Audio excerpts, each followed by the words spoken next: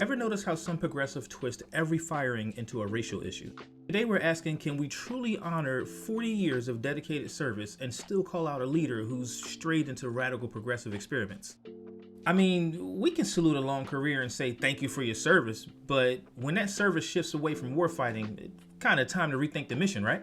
Now, if the military starts following trendy agendas instead of winning battles, I'm gonna be honest with you, I'd rather trust a comic with a mic than a general with a social agenda. We begin tonight with breaking news. President Trump has just fired the chairman of the Joint Chiefs of Staff, his top military advisor. He made the announcement on social media, quoting from his post, "I want to thank General Charles C.Q. Brown for his over 40 years of service to our country, including as our current chairman of the Joint Chiefs of Staff. He's a fine gentleman and an outstanding leader, and I wish a great future for him and his family."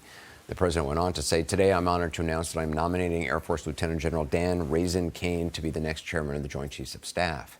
Now, Defense Secretary Pete Hegseth had previously called for General Brown's firing because of his, quote, woke focus on diversity, equity, and inclusion programs in the military. Hegseth, on a radio show last fall said, or a podcast last fall said, first of all, you got to fire the chairman of the Joint Chiefs. And he went on to talk about how any general involved with DEI efforts should be fired. Either you're in for war fighting and that's it, he said. CNN's Caitlin Collin has more reporting on this, and she joins us right now. It's not entirely unexpected, especially since the new defense secretary has been talking about this before he was even being considered for that job. How much of this is about DEI? Well, I think it depends on your definition and what that looks like. And I will say that when Hegseth got confirmed as the defense secretary, that he stood next to General C.Q. Brown, and who is the president's top military advisor, effectively, and said that he looked forward to working with him. So we actually saw him strike quite a different tone after Hegseth had gone through the confirmation process. It was actually at the Pentagon.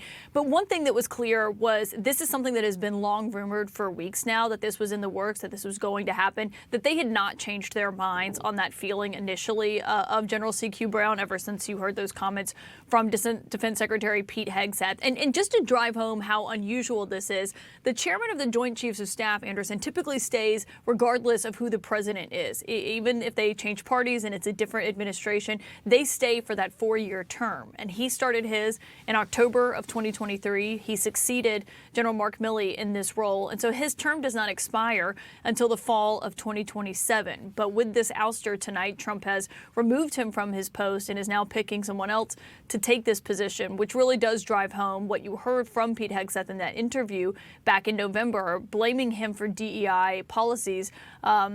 That is obviously part of this. And I've been talking to people in recent weeks. None of them would say on background or privately that C.Q. Brown's job was assured in this role. I will note today he was posting pictures. He was at the southern border and was talking about the work that the military has been doing and what that partnership looks like. And so he clearly was still doing his job as of just a few hours ago before Trump announced on Truth Social tonight that he was ousting him. Traditionally, I mean, correct me if I'm wrong, the chairman of the Joint Chiefs, usually as administrations change, that position often remains the same. It's not that each time a new president comes in, that person is removed. Yeah, for example, General Mark Milley. That was Trump's actual handpicked Joint Chiefs of Staff chairman. It might be hard for some to believe, given how much that relationship deteriorated and how Trump talks about Mark Milley now and is, posted things suggesting military tribunals for him. But that was actually someone that he handpicked in his first term to be the Joint Chiefs chairman and take on that role. It is a 4-year term. When President Biden won and took office, he kept Mark Milley in that role and did not fire him or oust him. And then when his term expired, that is when he picked C.Q. Brown. It is now a 4-year role. It used to be every 2 years, I believe, and then they would go up for Senate confirmation once again. But typically, yeah, those are positions that stay on and that stays regardless of the political party. And so the thing to watch here tonight, though, Anderson, as this is the first major firing that we are seeing happening at the Pentagon since Trump took office just a little over a month ago, is whether anyone else is to follow. Because there have been rumors that have been rampant in Washington for weeks now that there is going to be mass firings, I would say multiple firings at the leadership at the Pentagon. It's been hard to run down whether or not that's actually going to happen, but tonight we are getting this late night announcement. The top military advisor to the president has been ousted.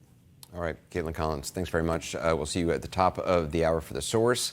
I want to play that soundbite of Pete Hegseth in November talking about General Brown. Okay, let's get one thing straight. Praising 40 years of warfighting service is one thing, but when a leader's focus veers into progressive social experiments, that's where the contradiction hits hard. This isn't about race.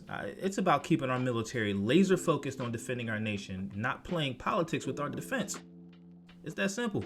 Now consider this. Conservatives honor a veteran's long career while demanding that our military remain strictly focused on warfighting, right? But come on now, let's keep it real. Here's the truth of the matter. You can thank a leader for 40 years of service, but if his focus starts drifting towards political distractions instead of battlefield readiness, then it's time for a change. Now, in my humble opinion, this message is clear.